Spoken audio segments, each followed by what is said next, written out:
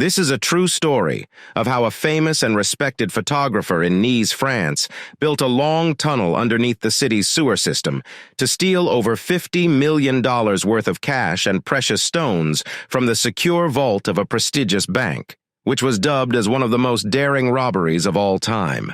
How did he do it, and how did he escape? This is his amazing story.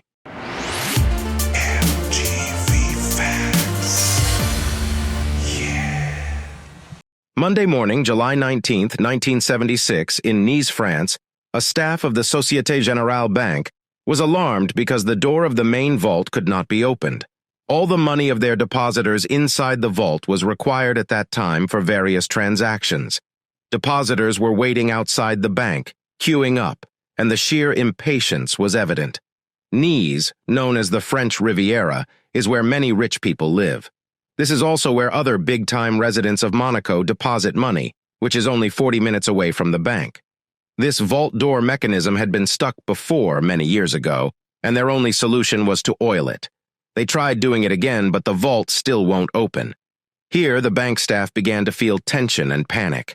They hoped they were wrong because, for them, it was impossible to enter this very thick vault that weighed about 20 tons, and its steel was 16 inches thick. This bank, facing Avenue Jean Mecdessin, the main street of Nice, is known as a respectable establishment. This is also considered the main branch of Société Générale Bank in France. Its length is a full city block, and its width is half a city block. Apart from the millions of money kept inside the vault, it is also estimated to have 4,000 security boxes with $50 million worth of cash, gold, and precious jewelries. That's why the bank depositors queuing outside were nervous and anxious.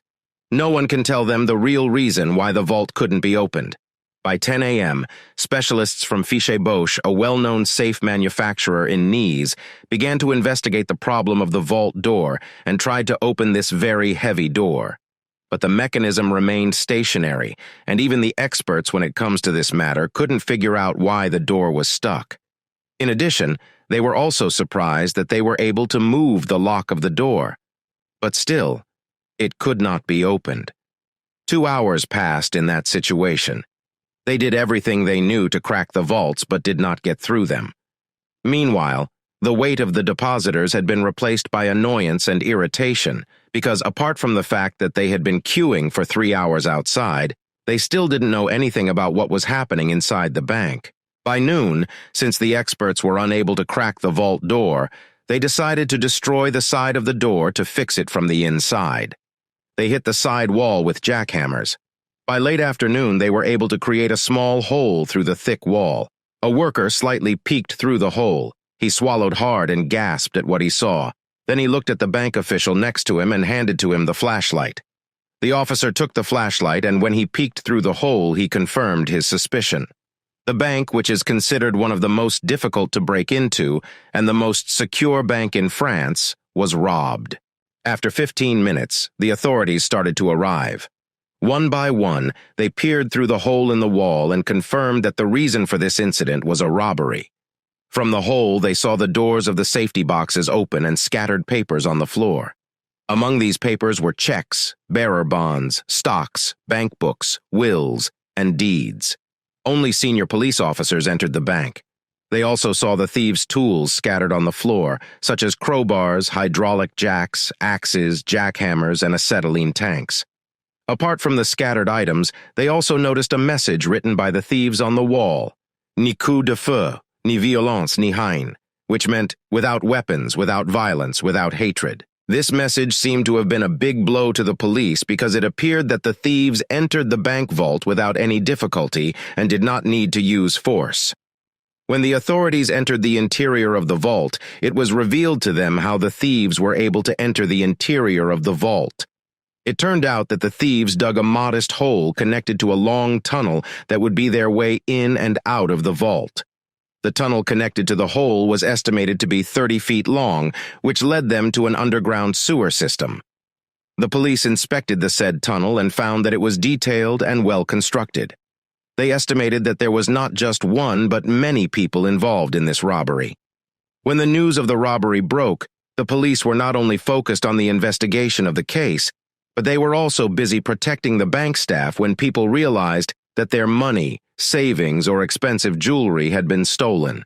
The bank employees received threats and harsh words from depositors every day. It also became a headline on international news on television for several days. 12 detectives handled this case, but not one of them could find any solid evidence that could point to even one of the thieves. Neither did they find any fingerprints at the scene of the incident. It just meant that the thieves were all professionals in their field. It was estimated that the group stole up to $10 million, including jewelries and precious stones. And because it happened in 1976, in today's money, it would reach $50 million in value. A few weeks later, many suspects appeared in their investigation. After carefully sifting through the suspects, they identified two thieves who robbed the bank, and the two were members of the well-known Marseille gang group. The mistake they made was they cashed the gold bars they stole at a local bank. The teller noticed it, and when he checked the serial, it matched the gold bars that were stolen, so he immediately called the authorities. Later, the police picked up the two men and subjected them to 2 days of interrogation. Soon, they confessed who was the leader of their group, Albert Spaggiari. Even the police couldn't believe what they heard. Albert Spaggiari, better known as Bert, was a well-known and respected photographer in the city of Nice. Knowing him, he had a good reputation in his job, and was a kind husband who simply lived in a small house with his wife. But they didn't know that photography was just a cover-up for what Albert wanted to do. The whole idea of robbing Société Générale came from Albert reading a novel written by Robert Pollock, titled Loophole, published in 1972. The book describes a story of robbers who rob a bank by going through the sewer systems in their city. And when Bert realized that the sewer systems of Nice were just around the corner from the Société Générale bank, it gave him an idea and began to build his master plan. But how did Albert Spaggiari plan this bank heist? For starters, Albert used to work for a company that made bank vaults. This is the same company that provided the vault for Société Générale Bank while living in Dakar, in the country of Senegal. First, he went to the town hall and asked about the plans regarding the sewers in their city. This was because they were planning to make the sewers near the bank an escape route. No one suspected Albert's questioning because they were public, and the builders often asked them about it. He then spent a week walking and crawling through the sewers to familiarize himself with the environment. After securing the loopholes, he next rented one of the safety boxes in the bank's vault, and the only thing he put in it was a loud alarm clock set to go off at midnight to test the acoustic and seismic detection alarms. Fortunately for him, the bank, overconfident in the thickness of their vault, thought it was impenetrable to any human, and no alarm was necessary. But they were wrong. He then headed to meet a notorious gang and revealed to its leader the bank robbery plan. The leader of the gang agreed to what Albert wanted to happen. He was willing to give him the equipment and manpower in exchange for a large share of the money they would get from the vault. Finally, Albert started digging the tunnel.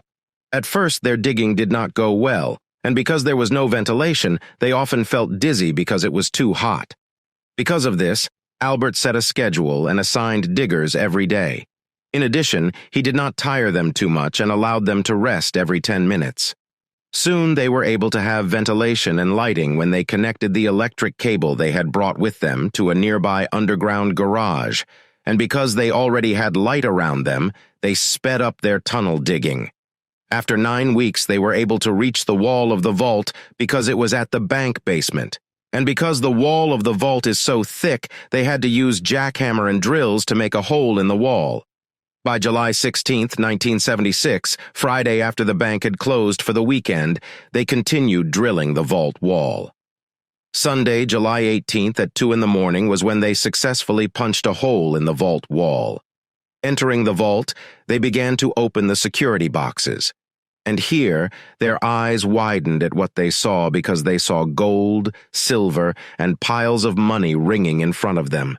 They were shocked by this amount of money. After hauling out most of the loot, they ate.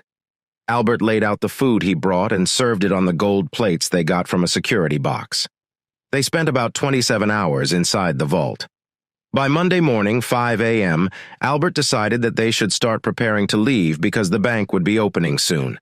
And when everyone was ready for their exit, Albert had the idea to write a message on the wall that would make him famous for many years. These were the words, "Without violence, without weapons, without hatred. When the sun came out, they were out of the vault. When the authorities caught Albert while in the interrogation room, the authorities felt a mixture of amazement and surprise when Albert explained to them the whole story of their bank robbery, but never once did he mention the names of his other accomplice. Because of this, the mastermind of the said heist of the century was identified, and since no violence occurred, he was only sentenced to 2 years in prison. But even though Albert's sentence was short, he had no intention of going behind bars for 2 years. That's why on the last day of his trial, while talking to a court judge, he handed him 3 papers stating the details of the sewer system he passed through. The judge took it and looked at it, but when Albert saw that the judge's attention was no longer on him, he immediately ran to the window and jumped out of it. He landed on a parked car and signaled to one of his accomplices, unbeknownst to the authorities.